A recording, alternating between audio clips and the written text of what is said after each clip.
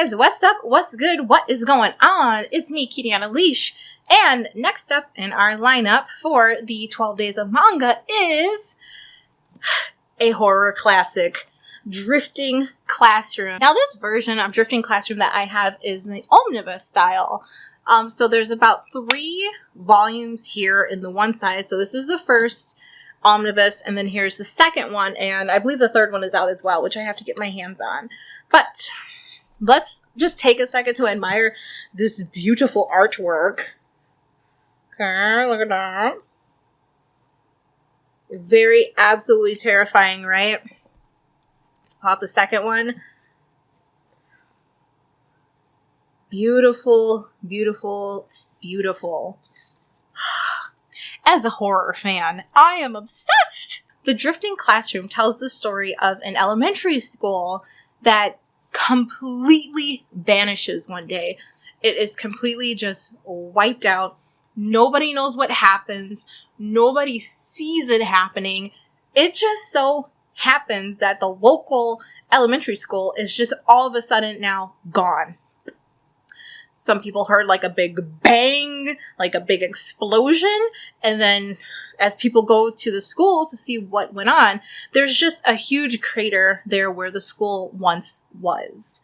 Like, just imagine being a parent and you just sent your kid off to school and then there's nothing there anymore.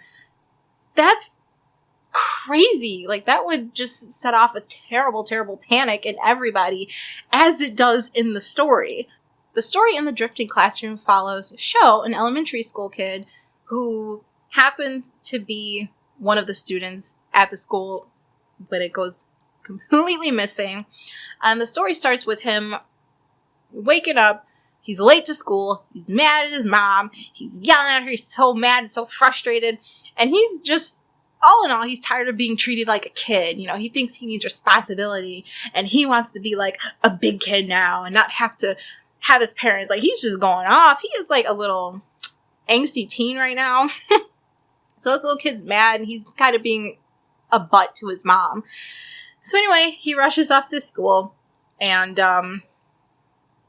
they had a fight. They had a fight on the way out and he kind of said some mean things and he leaves. Then, as you know, the school exploded. So we have our main character, Sho, and he is kind of like the natural leader type as a kid. And I'm guessing he's maybe around 9, 10 or something. He's young. He's, you know, probably like a 4th grader. So he's at that age. So anyway, when this all happens, everybody in the school is aware that something is wrong. They're looking out the windows and everything that they used to know is completely gone. It's like this barren, ooey gooey desert, like wasteland, and it's gross. There's no other life out there besides everybody that was in the school. So that means like the teachers, the students, and we're talking about itty bitty, like baby, like kindergartners to like 5th graders. And that's all you got. There's all the people there right now. So the story kind of has like, I kind of feel like 2 dimensions in a way. You have the story of everybody that was in that school and they're now in this weird desert like wasteland. On the outside, you have everybody who's still at home in Japan, freaking out. They have no idea what's going on. They're trying to get information. Everyone's worried and crying and panicking about their kids. Are they gone? Are they dead? What happened? Where are they? And are they in a black hole? We don't know. We really, really don't know.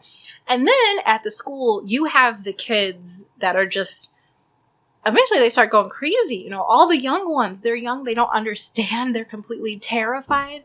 They want their mommy and daddy and they can't get it right now. And then on the other hand, you have the older kids who are trying to take care of the younger kids while also trying to hold it together themselves. They don't know what's going on. They don't know if they're going to see their parents again or if they're going to ever get back to the world. They don't know if this is their new reality or if this is something that they have to overcome and get through.